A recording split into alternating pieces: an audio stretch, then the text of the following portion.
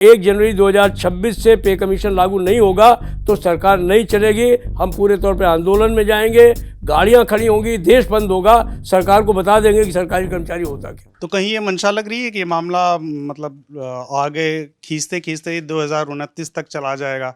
मतलब ये संभव है कि 2027 में यूपी चुनाव से पहले तक रिपोर्ट आ जाए? मंशा कुछ भी हो, लेकिन सवाल इस बात का है कि मंशा को स्पष्ट तौर पर जाहिर करना चाहिए।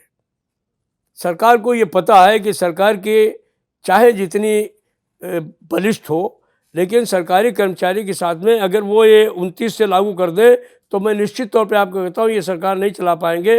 मैं बहुत जिम्मेदारी के साथ कहता हूँ कि अगर 1 जनवरी 2026 से पे कमीशन लागू नहीं होगा तो सरकार नहीं चलेगी। हम पूरे तौर पे आंदोलन में जाएंगे, गाड़ियां खड़ी होंगी, देश बंद होगा। सरकार को बता देंगे कि सरकारी कर्मचारी होता क्या। लेकिन ये स्थिति तो 2027 से पहले तो आप भी नहीं कर पाएंगे, क्योंकि 18 महीने का तो जो टाइम है वो कमीशन को दे दिया जा चुका है। तो 18 महीने तक कोई फर्क नहीं पड़ता है। ये सब चीज़ें बहुत समय बहुत जल्दी से निकलता है, लेकिन हमारे अधिकारों पर हमला अगर सरकार करेगी तो हम लोग खामोशी से बैठने वाले लोग नहीं हैं। ये बात हम लोग साफ जानते हैं। तो सरकार में भी लोग समझदार हैं, खासतौर पर प्रधानमंत्री जी तो इन चीज़ों को समझते ही हैं। अगर वो पेंशन पे इतना बड़ा फैसला बुला करके कर सकते हैं तो उनको सरकारी कर्मचारियों का उपयोग समझ में आना चाहिए। और फिर राजनीतिक उपयोग जिस तरीके से हो रहा है वो तो वो और उनकी जो टीम है उन्हीं की सोच है कि दिल्ली चुनाव से पहले घोषणा, बिहार के चुनाव से पहले गजट नोटिफिकेशन, अभी यूपी चुनाव से पहले रिपोर्ट। अब इसके आगे मैं नहीं कहूँगा।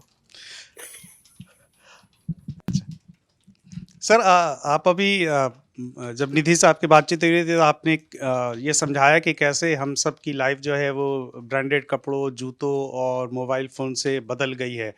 जब 7वां वेतन आयोग आया था उस समय ये कंसिडरेशन किया गया कि 7,000 की बेसिक सैलरी बहुत कम है तो उसको 18 किया जाना चाहिए। आपने फिटमेंट फैक्टर का कोई नंबर देने से आप बच रहे हैं, लेकिन ये तो बता ही सकते हैं ना कि आपके हिसाब से जो कंज्यूमर प्राइस इंडेक्स है, देश में जो महंगाई की स्थिति है, उस सब को देखते हुए minimum salary government of India employees की कितनी होनी चाहिए? कोई रिप्रेजेंटेशन आपकी तरफ से या कोई आपका असेसमेंट जो शायद वायबल और प्रैक्टिकल भी हो? प्रॉब्लम क्या है कि ये ऐसा विषय है जिस पर हमारे अपने लोगों के बीच में अभी तक कोई मतैक्यता नहीं हो पाई है। और हमारे अपने विचार, हमारे साथियों के विचारों में कुछ अभी अंतर है। और चूँकि ये मसला ऐसा है जिसको कि हम लोग बिल्कुल साइंटिफिकली प्रिपेयर करके सरकार के सामने ले जाते हैं, तो उनके भी अपने तर्क हैं। जो लोग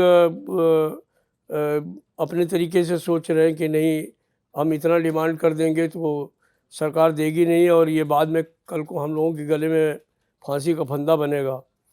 तो अभी हम लोग इस पर थोड़ा खामोशी ही रखे हुए हैं और बहुत दिन नहीं रख पाएंगे, चूँकि अब हमको इसका मेमोरेंडम बनाना है। तो हमें सारे देश भर से लोग पूछ रहे हैं, तो इसको हम लोग एक आध हफ्ते के अंदर फाइनल कर लेंगे। लेकिन हमारा अपना सोच ये है कि पिछली बार 7वें वेतन आयोग में भी हम लोगों ने जो मिनिमम वेज की बात की थी वो हम लोगों ने 25,000 रुपये मांगा था। बाद में एक बहस होने के बाद में हम लोग 22,000 पे आ गए थे। पे कमीशन जो है वो 20,000 पे आ गया था। उन्होंने कहा था कि हम 20,000 दे देंगे।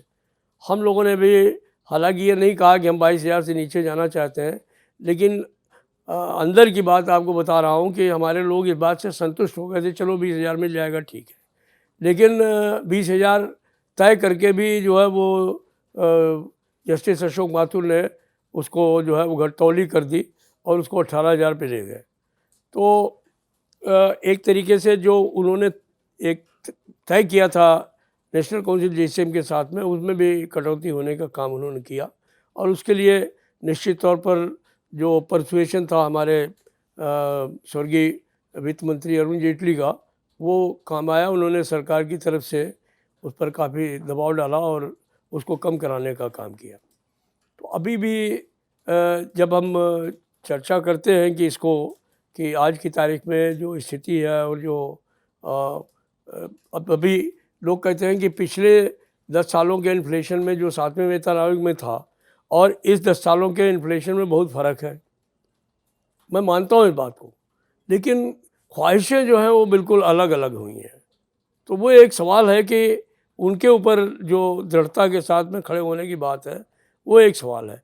सबसे बड़ा सवाल यही है कि जो सवाल आज के जीवन शैली में हमारे हैं, वो वस्तुएं जो हैं, वो रिहाइश जो है, वो चीज़ें जो हैं वो इस्तेमाल होंगी कि नहीं। आज के ज़माने में भी आप कहेंगे कि साइकिल की बात करो, आज तो साइकिल भी 6,000 8,000 रुपये से कम में नहीं मिल रही, तो वो चलने वाला नहीं है। फिर कोई साइकिल पे चलने वाला भी नहीं है।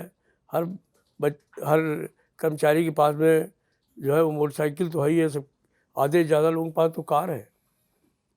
तो अगर कोई है कि ट्रांसपोर्ट अलाउंस कम कर देंगे, नहीं बढ़ाएंगे, पेट्रोल के दाम आप बराबर बढ़ाते जाएंगे, डीजल के दाम बढ़ते जाएंगे, तो इससे चलेगा नहीं। तो मुझे नहीं लगता है कि इस तरीके का काम चलेगा। अगर पहले ये 3 गुना हम डिमांड कर रहे थे, तो अब हम 3 गुने से कम पे चले जाएंगे, मुझे नहीं लगता है। लेकिन मैं इसके बारे में अभी कुछ मजबूती से आपको नहीं कह सकता हूँ।